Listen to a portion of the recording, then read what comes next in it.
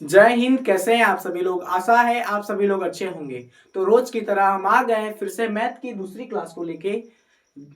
तो क्लास शुरू करने से पहले हम जो डे 1 में पढ़े थे उसका एक बार क्विक रिवीजन कर लेंगे, उसके बाद क्लास में आगे बढ़ेंगे। तो देखिए, रिवीजन है ये हमारा। हम लोगों ने कल कुल पांच टॉपिक को पढ़ा था, जिसमें प्राकृत संख्या, पूर्ण संख्या, पूर्णांक, सम संख्या और विषम संख्या के बारे में जाना था। तो एक बार इसका क्विक रिवीजन कर लेते हैं, उसके बाद क्लास में आगे बढ़ेंगे। आइए देखिए, सबसे पहले था प्राकृत संख्या। प्राकृत संख्या क्या होती है? प्राकृत संख्या तो गिनती की संख्या को ही हम क्या कहते थे? प्राकृत संख्या। जैसे 1 2 3 है ना, ये सब क्या हो गई? प्राकृत संख्या हो गई।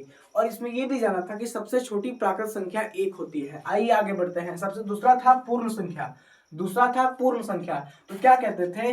गिनती की संख्या में जब हम जीरो को शामिल कर देते हैं तो प्राप्त संख्या जो होती है वो पूर्ण संख्या होती है। जैसे ये 1 से लेके अनंत तक हो गया गिनती की संख्या। इसमें हम जब जीरो को शामिल कर दिए तो ये कैसी संख्या बन गई? तो ये एक पूर्ण संख्या बन गया। ठीक है। दूसरा था पूर्णांक। धनात्मक संख्या, ऋणात्मक संख्या और जीरो को ही हम क्या कहते थे? तो पूर्णांक कहते थे। ये रहा धनात्मक संख्या, 1 2 3 4 है ना। ये कैसी संख्या हो गई? धनात्मक संख्या। मतलब जिसके साथ पॉजिटिव का साइन लगा रहता है वो कैसी संख्या है? तो वो एक धनात्मक संख्या है। फिर आया दूसरा ऋणात्मक संख्या। ऋणात्मक जिसके साथ माइनस लगा हो, है ना। देखिए यहाँ पे माइनस लगा है, तो ये सभी संख्याएं क्या हो गई? ये ऋणात्मक संख्याएं हो गई। तो धनात्मक संख्या, ऋणात्मक संख्या और जीरो को ही हम क्या कहते थे? तो उसको हम पूर्णांक कहते थे। समझ में आया? आगे देखिए, सम संख्या। ये तो बहुत ही आसान है। सम संख्या किसे कहते थे? जो दो से विभाज्य होता था, जो दो से पूरा पूरी कट जाता था, उसको ही हम क्या कहते थे? सम संख्या। जैसे 2 4 6 8 10 12, ये सब क्या है? ये सब क्या है? ये सब सम संख्या है। विषम संख्या में हम लोगों ने क्या जाना कि जो दो से विभाज्य नहीं होता है, जो दो से नहीं कटता है, वो संख्याएं क्या होती है? वो विषम संख्या होती है। जैसे 1 3 5 7 9 11 13, ये सब क्या है? ये सब विषम संख्याएं हैं। ये सब कैसी संख्याएं हैं? विषम संख्याएं हैं। आई होप आप इस सभी को अच्छे से याद रखे होंगे। और यदि कोई याद नहीं रखा है तो जाइए पिछला क्लास को देखिए, डे 1 को क्लास को देखिए, तभी आपको डे 2 क्लास अच्छे से समझ में आएगा। तो क्लास में आगे बढ़ते हैं। आज हम जानेंगे अभाज्य संख्या, भाज्य संख्या, क्योंकि इन सभी संख्या से रिलेटेड ही वो चीजें हैं। ठीक है ना। आइए बढ़ते हैं क्लास में आगे। रिवीजन हम लोग का खत्म हो गया। अब देखिए आप सभी लोग, अभाज्य संख्या, उससे अभाज्य संख्या और भाज्य संख्या, उससे पहले आपको एक चीज जानना बहुत जरूरी है। उसी से हम अभाज्य संख्या और भाज्य संख्या को डिफाइन करेंगे। देखिए आइए, सबसे पहले हम गुणनखंड को सीखेंगे। क्या सीखेंगे? गुणनखंड, जिसको अपवर्तक भी कहते हैं। क्या कहते हैं? अपवर्तक, है ना। गुणनखंड, हम सबसे पहले किसी भी संख्या का गुणनखंड निकालना सीखेंगे। जैसे निकालिए, 2 का गुणनखंड क्या क्या होगा? 2 का गुणनखंड 1 होगा, 2 होगा। मतलब कि 2 किस किस के पहाड़े में आता है? तो सबसे पहले 1 के पहाड़े में आता है, 2 के पहाड़े में आता है। तो ये 2 का क्या हो गया? 1 और 2, 2 का गुणनखंड हो गया। बताइए 3 का गुणनखंड क्या क्या होगा? 1 होगा और 3 होगा। बताइए 4 का गुणनखंड क्या होगा? जल्दी बोलिए फटाफट। तो पहले 1 होगा, उसके बाद 2 होगा, उसके बाद खुद अपना क्या होगा? 4 होगा। आइए 5 का बताइए। 5 किस किस के पहाड़ा में आता है? तो 1 के पहाड़ा में आता है, फिर 5 के पहाड़ा में आता है। 6 किस किस के पहाड़ा में आता है? तो 1 के आता है, 2 के आता है, 3 के आता है और खुद के पहाड़ा में आता है। 7 के बताइए। 7 1 के पहाड़ा में आएगा और अपने के पहाड़ा में आएगा। यहाँ पे देखिए 8, 8 को देखिए, 8 किस किस के पहाड़ा में आएगा? तो सबसे पहले 1 के पहाड़े में आएगा, 2 के पहाड़े में आएगा, 4 के पहाड़े में आएगा, उसके बाद ये खुद अपने के पहाड़े में आएगा। 9 को देखिए, 9 को देखिए, ये सबसे पहले 1 के पहाड़े में आएगा, 3 के पहाड़े में आएगा, उसके बाद खुद अपने पहाड़े में आएगा। तो यही हो गया गुणनखंड। आई होप ये गुणनखंड आप समझ गए होंगे। कोई भी संख्या जिस जिसके पहाड़े में आती है वही उसका क्या होता है? गुणनखंड होता है। तो देखिए यहाँ पे हम एक चीज नोटिस कर रहे हैं, कई सारी संख्याएं ऐसी है जिसका केवल 2 गुणनखंड है। देखिए 2 का कितना गुणनखंड है? मात्र 2 है। 3 का मात्र और मात्र 2 है। 5 का मात्र और सिर्फ और सिर्फ 2 है। देखिए यहाँ पे 7 का गुणनखंड कितना है? 2 है। और हमने यहाँ पे 2 चीज देख रहे हैं। सबसे पहले क्या देख रहे हैं? पहला में देख रहे हैं जिसका केवल 2 गुणनखंड है, जिसका केवल 2 गुणनखंड है, 2 गुणनखंड है। देख रहे हैं ना यहाँ पे? देखिए 2 का केवल 2 गुणनखंड है, 1 और 2, 3 का 1 और 3, 5 का 1 और 5, है ना। यहाँ पे कई संख्याएं ऐसी है जिसका केवल 2 गुणनखंड है। और दूसरा चीज क्या दिख रहा है, जिसका 2 से अधिक गुणनखंड है ना। जैसे कि देखिए यहाँ पे 4 का देखिए 1 2 3, इसका 2 से अधिक गुणनखंड हुआ कि नहीं। 6 का देखिए 1 2 3 6, 2 से अधिक है। यहाँ पे 8 का देखिए 1 2 4 8, 2 से अधिक है कि नहीं। 9 का देखिए 1 3 9, 2 से अधिक गुणनखंड है। तो जिसका 2 से अधिक गुणनखंड है ना, अधिक गुणनखंड है। यहाँ पे हम लोगों ने दो चीज देखा। सबसे पहले जिसका केवल 2 गुणनखंड है और जिसका 2 से अधिक गुणनखंड है। अब इसको हम परिभाषित करते हैं कि जिसका केवल 2 गुणनखंड होगा, उसको हम क्या कहेंगे, उसको हम कहेंगे अभाज्य। क्या कहेंगे, अभाज्य संख्या। क्या कहिएगा इसको, अभाज्य संख्या। क्या कहिएगा, अभाज्य संख्या। जिसका केवल 2 गुणनखंड होगा उसे हम क्या कहेंगे, उसे हम अभाज्य संख्या कहेंगे। जिसका केवल 2 गुणनखंड होगा उसे क्या कहिएगा, उसको अभाज्य संख्या कहिएगा। अभाज्य संख्या, अभाज्य संख्या। जिसका केवल 2 गुणनखंड होगा तो वह क्या कहलाएगी, वह अभाज्य संख्या कहलाएगी। और दूसरा, जिसका 2 से अधिक गुणनखंड होगा, जिसका 2 से अधिक गुणनखंड होगा, वो सभी संख्याएं भाज्य संख्या कहलाएगी। क्या कहलाएगी, वह सभी संख्याएं क्या कहलाएगी, वह सभी संख्याएं भाज्य संख्या कहलाएगी। क्या कहलाएगी, वह सभी संख्या क्या कहलाएगी, भाज्य संख्या कहलाएगी, संख्या कहलाएगी, है ना। जिसका 2 से अधिक गुणनखंड होगा वो क्या कहलाएगा, तो वो कहलाएगा भाज्य। वो क्या कहलाएगा, वो भाज्य संख्या कहलाएगा। याद रखिए इसको। क्या बोल कहेंगे, जिसका केवल 2 गुणनखंड हो उसे हम अभाज्य संख्या कहते हैं। और जिसका 2 से अधिक गुणनखंड हो, जिसका 2 से अधिक गुणनखंड हो उसे हम क्या कहेंगे, उसे हम भाज्य संख्या कहेंगे। आइए इसको अच्छे से परिभाषित करते हैं, ठीक है ना। आइए लिखिए क्वेश्चन कि अभाज्य संख्या किसे कहते हैं। क्वेश्चन लिखिए, अभाज्य संख्या किसे कहते हैं। क्वेश्चन फटाफट कीजिए। लिखिए आज का पहला टॉपिक, अभाज्य संख्या। अभाज्य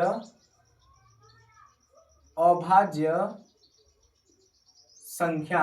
कौन सी संख्या, अभाज्य संख्या। लिखिए जल्दी से लिखिए, अभाज्य संख्या। इसमें आप लिखिएगा जिसका केवल 2 गुणनखंड हो, जिसका केवल 2 गुणनखंड हो। क्या रहना चाहिए, केवल और केवल 2 गुणनखंड होना चाहिए। 2 गुणनखंड हो, उसे अभाज्य संख्या कहते हैं। उसे क्या कहेंगे, अभाज्य संख्या कहते हैं। क्या कहिएगा उसको, अभाज्य संख्या। किसको कहेंगे अभाज्य संख्या, जिस संख्या का केवल और केवल 2 गुणनखंड होगा। जिस संख्या का केवल और केवल 2 गुणनखंड होगा उसे हम कहेंगे अभाज्य संख्या। जैसे में लिखिएगा, जैसे किसका 2 गुणनखंड है। सबसे पहले 2 का 2 ये गुणनखंड है। कौन कौन, 2 का कितना गुणनखंड है, 2 को। कौन कौन, एक है और 2 है ना। उसके बाद 3 का देखिए, 3 का क्या क्या है, 1 और 3 है मात्र। 5 का देखिए 1 और 5। उसके बाद देखिए आप 11 का कितना गुणनखंड है, नहीं 7 का देखिए। उससे पहले 7 का देखिए, 7 का क्या है, 1 और 7। 11 का देखिए 1 और मात्र 11।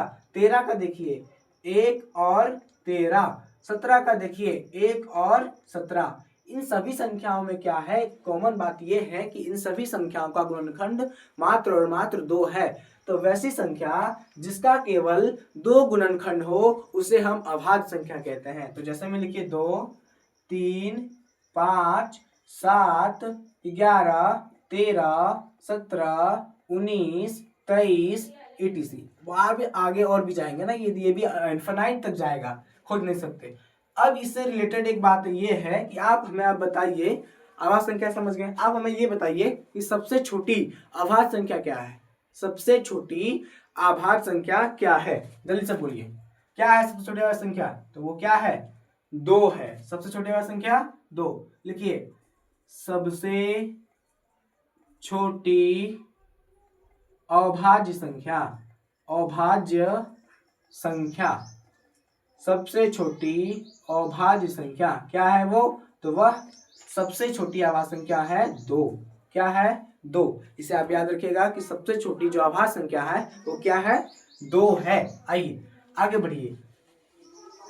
अब आपने अभाज्य संख्या समझ गया, अब समझिए भाज्य संख्या के बारे में। लिखिए भाज्य संख्या, टॉपिक 2 क्या हो जाएगा, ये भाज्य संख्या।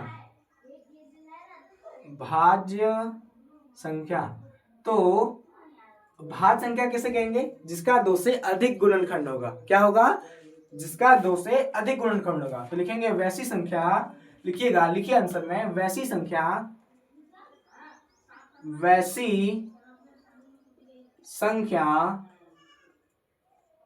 जिसका 2 से अधिक गुणनखंड हो, जिसका 2 से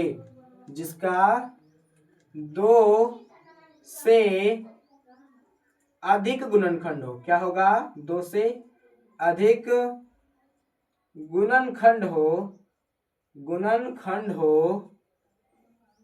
गुणनखंड हो, उसे भाज्य संख्या कहते हैं। उसे क्या कहिएगा, भाज्य संख्या कहते हैं। क्या, कितना होना चाहिए, 2 से अधिक होना चाहिए। गुणनखंड कितना होना चाहिए, बोलिए फटाफट, 2 से अधिक। तो जैसे में लिखिएगा कौन कौन ऐसी संख्या है जिसका 2 से अधिक गुणनखंड है, निकालिए फटाफट। 2 का बताइए कितना गुणनखंड है, 2 का मात्र 2 गुणनखंड है। 3 का बोलिए, 3 का क्या क्या है, 1 और 3, मात्र 2 गुणनखंड हुआ। 4 का बोलिए, 4 का बोलिए कितना गुणनखंड है, 4 का है 1 2 3, 2 से अधिक हुआ।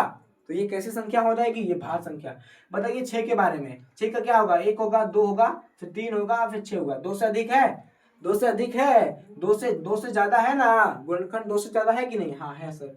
8 का बताइए क्या क्या होगा, 1 होगा, 2 होगा, 4 होगा, 8 होगा। 2 से अधिक गुणनखंड हुआ। आइए 9 का देखिए, 1 होगा, 3 होगा, उसके बाद क्या हो जाएगा, 1 3, उसके बाद डायरेक्ट 9। उसके बाद बोलिए 10 का, बोलिए 10 का क्या क्या होगा, 1 होगा, 2 होगा, 5 होगा और 10 होगा। इन सभी संख्याओं में क्या है ना, इसका 2 से अधिक गुणनखंड निकलता है। तो वो सभी संख्याएं जिसका 2 से अधिक गुणनखंड निकले उसे हम कहेंगे भाज्य संख्या। वैसी संख्या जिनका 2 से अधिक गुणनखंड हो उसे भाज्य संख्या कहते हैं। जैसे 4, 4 के बाद 6, 4 6 8 9 10, क्या हो जाएगा, 11 नहीं होगा, 12 13 नहीं, 14 15 etc। ये सब क्या है, ये सब क्या है, ये सब भाज्य संख्याएं हैं। तो अब आप इसमें इनमें से देख के बताइए कि सबसे छोटी भाज्य संख्या है वो क्या है, बताइए फटाफट। सबसे छोटी भाज्य संख्या क्या है, लिखिए, सबसे छोटी भाज्य संख्या, कौन सी संख्या, भाज्य संख्या। सबसे छोटी भाज्य संख्या क्या है, तो वह है 4। वह क्या है, वह 4 है। सबसे छोटी भाज्य संख्या क्या है, वह 4 है। याद रखिएगा आप इसको, सबसे छोटी भाज्य संख्या क्या है, 4 है। आई होप आप इन सभी को देख लिए होंगे। अब क्लास में आगे बढ़ते हैं। अब जब आपने सम संख्या के बारे में पढ़ लिया, विषम संख्या के बारे में पढ़ लिया, पूर्ण संख्या के बारे में पढ़ लिया, प्राकृत संख्या के बारे में पढ़ लिया, अभाज्य संख्या के बारे में पढ़ लिया और भाज्य संख्या के बारे में पढ़ लिया, पूर्णांकों को पढ़ लिया है, तो आप अब जो आपका मेन टॉपिक है, जहाँ से टेंथ स्टार्ट हुआ है, वास्तविक संख्या, इन सभी के बारे में पढ़ेंगे। ठीक है ना, आइए बढ़िए इसमें आगे। वास्तविक संख्या को पढ़ने से पहले हम परिमेय और अपरिमेय के बारे में जानेंगे कि परिमेय संख्या आखिर होती क्या है और अपरिमेय संख्या क्या होती है। इसके बारे में आज हम जानेंगे इस क्लास में। देखिए, परिमेय संख्या क्या चीज, परिमेय संख्या, लिखिएगा इसको, परिमेय संख्या के लिखिए। ये कितना टॉपिक हो जाएगा, तीसरा टॉपिक। क्या है, परिमेय परिमेय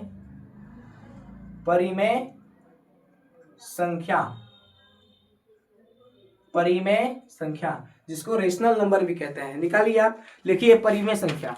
क्या लिखिएगा, परिमेय संख्या, है ना, परिमेय संख्या। लिखिए, देखिए कुछ संख्याएं ऐसी होगी जिसे हम बटे में लिखते हैं। जैसे लिखते हैं ना 6/2, 9/3, इसको भिन्न भी कहते हैं, पढ़े होंगे आप लोग सभी लोग।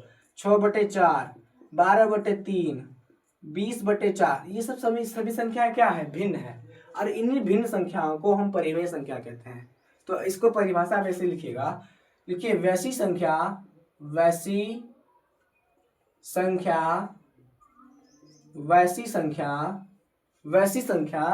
जिसे P/Q यानी अंश और हर, जिसे P/Q के रूप में लिखा जा सकता है। क्या कर सकते हैं, लिख सकते हैं, लिखा जा सकता है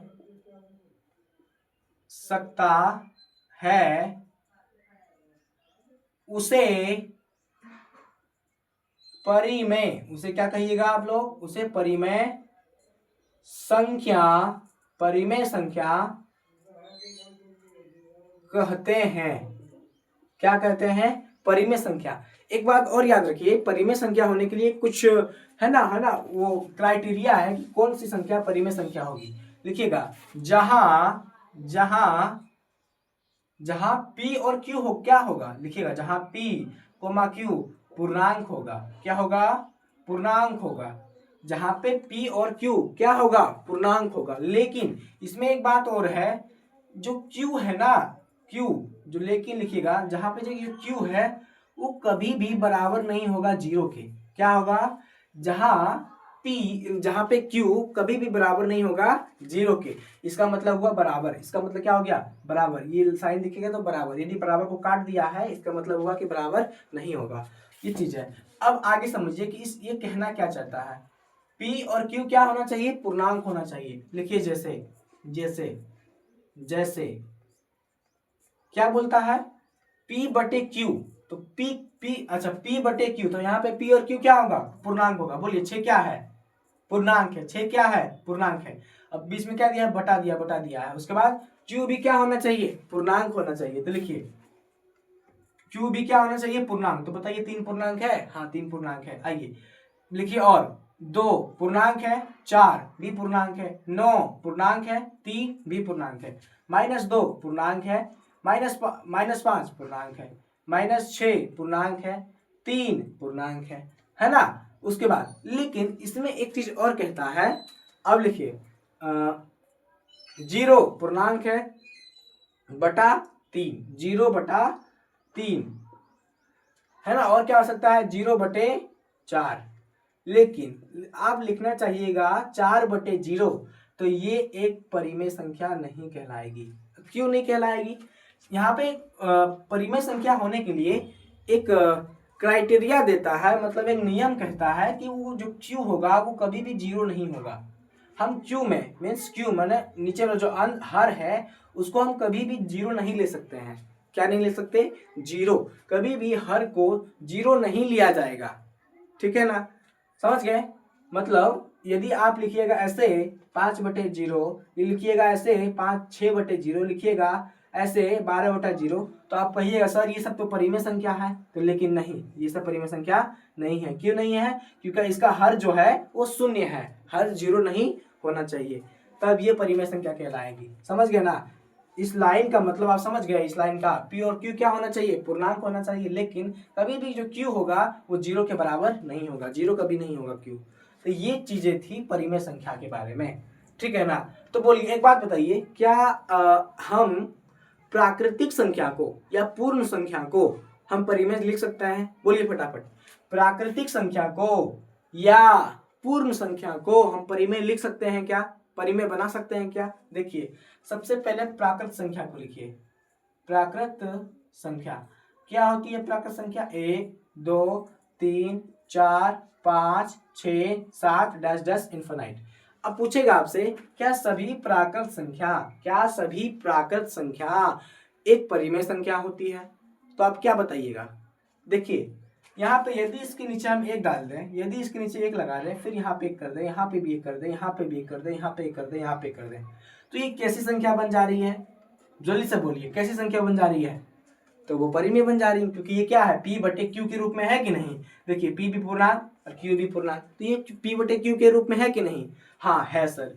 तो सभी प्राकृतिक संख्या एक परिमेय संख्या होती है, ठीक है ना? सभी प्राकृतिक संख्या एक परिमेय संख्या होती है। दूसरा क्वेश्चन मेरा ये है आपसे, ये तो पहला क्वेश्चन हो गया। दूसरा क्वेश्चन है कि पूर्ण संख्या, कौन सी संख्या? पूर्ण संख्या क्या परिमेय संख्या होती है?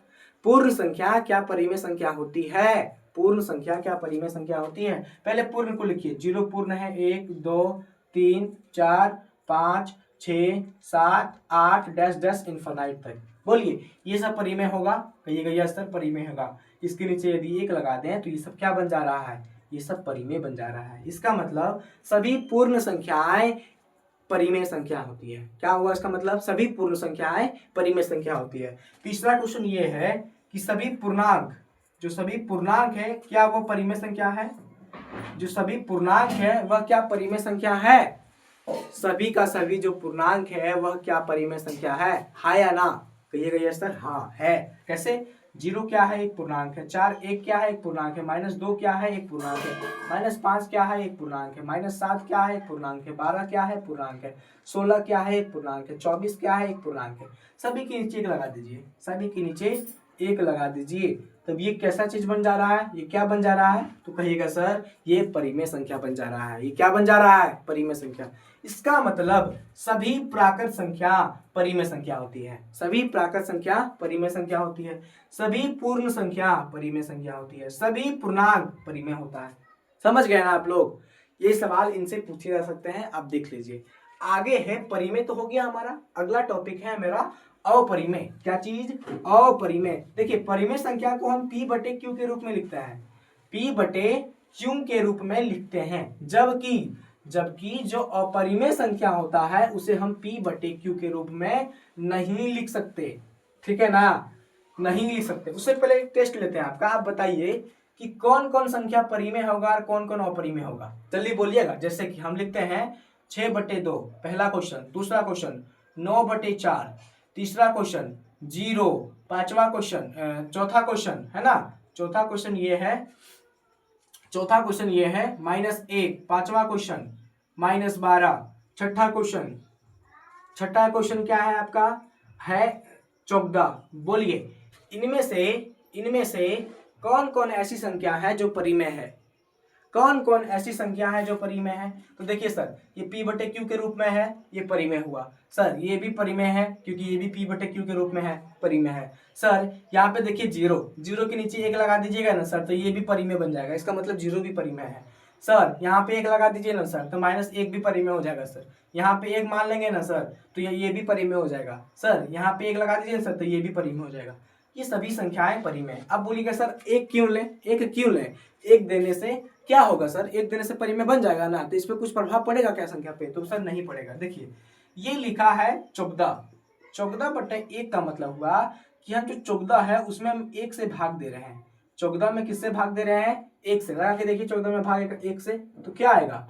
14 आएगा। तो बोलिए अब संख्या पे कोई प्रभाव पड़ा? यदि हम 14 को 14/1 लिखें तो कुछ प्रभाव पड़ेगा क्या? नहीं पड़ेगा। क्यों? मतलब भी सेम हुआ। 1 लगाइए या नहीं लगाइए, बात एक ही हुआ। यही चीजें थी, यही हो गया परिमेय। अच्छा एक सवाल और है, हम परिमेय संख्या में जो ऊपर होता है उसको क्या कहते हैं और नीचे क्या कहते हैं? बोलिए। ऊपर वाले को हम कहते हैं अंश। क्या कहते हैं? अंश यानी p।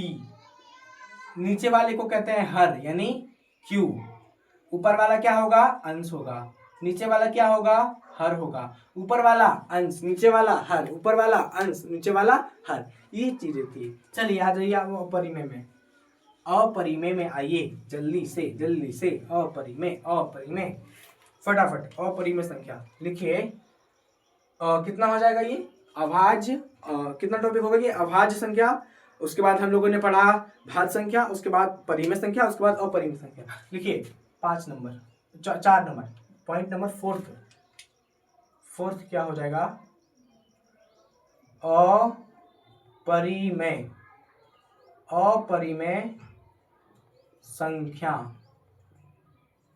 अपरिमेय संख्या। लिखिए इसको। देखिए परिमेय में हम लोगों ने क्या पढ़ा कि हम जो भी परिमेय संख्या है उसको हम p बटे q के रूप में लिखते हैं। लेकिन अपरिमेय में संख्या में क्या है कि हम इसे p बटे q के रूप में नहीं लिख सकते हैं। देखिए वैसी संख्या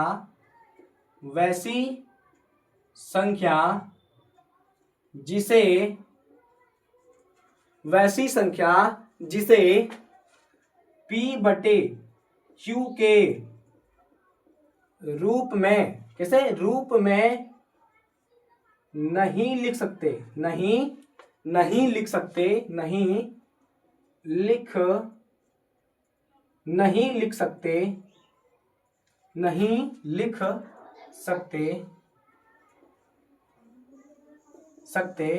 हैं, उसे अपरिमेय संख्या कहते हैं। उसे क्या कहते हैं? अपरिमेय संख्या कहते हैं। लिखिए कैसे, जैसे क्या क्या हो जाएगा अपरिमेय संख्या? तो जो भी संख्या अंडर रूट में आती है वह एक अपरिमेय संख्या होगी। जैसे √2, √3, है ना, रूट में लगाइएगा 5, रूट में लगाइएगा 6, रूट में लगाइएगा, है ना, क्या लगाएंगे रूट में 11। ये सब सभी संख्याएं क्या हो गई? ये सब सभी संख्याएं अपरिमेय हो जाएगी। लेकिन बताइए क्या सभी रूट वाली संख्या अपरिमेय होगी? तो कहिएगा नहीं सर। यहाँ पे हम √4 की बात करते हैं। हम आपसे पूछते हैं क्या √4 अपरिमेय है? √4 क्या अपरिमेय है? बोलिए, सवाल पहला, √4 क्या अपरिमेय है? तो कहिएगा नहीं सर, क्योंकि √4 को जब तोड़ेंगे तो क्या निकलेगा? बोलिए फटाक से, क्या निकलेगा? 2 निकलेगा। अंडर रूट आगे देखिए, अंडर रूट आ जाएगा कितना आपका? 9 को तोड़िएगा तो कितना निकलेगा? 3। अंडर रूट 16 को तोड़िएगा तो कितना निकलेगा? 4। मतलब सभी संख्याएं अंडर रूट में नहीं होगी। यदि हम देखेंगे इस तरह का दे दिया है तो सबसे पहले उसका वर्गमूल निकाल के देखेंगे। यदि वह आ रहा है, यदि वह पूर्णांक के रूप में आ रहा है तो उसको हम अपरिमेय नहीं कहेंगे, उसको हम परिमेय ही कहेंगे, क्योंकि जब इसके नीचे हम 1 मान लेंगे तो वो परिमेय बन जाएगा। ठीक है ना, समझ रहे हैं ना आप लोग क्या है? बस आज का क्लास इतना ही रखते हैं। इसके बारे में थोड़ा सा और कुछ बचा है, उसको हम कल की क्लास में देख लेंगे। तब तक पढ़ते रहिए, सीखते रहिए। मेरा नाम है सुभाष और आप देख रहे हैं बोर्ड एक्स बिहार। जय हिंद।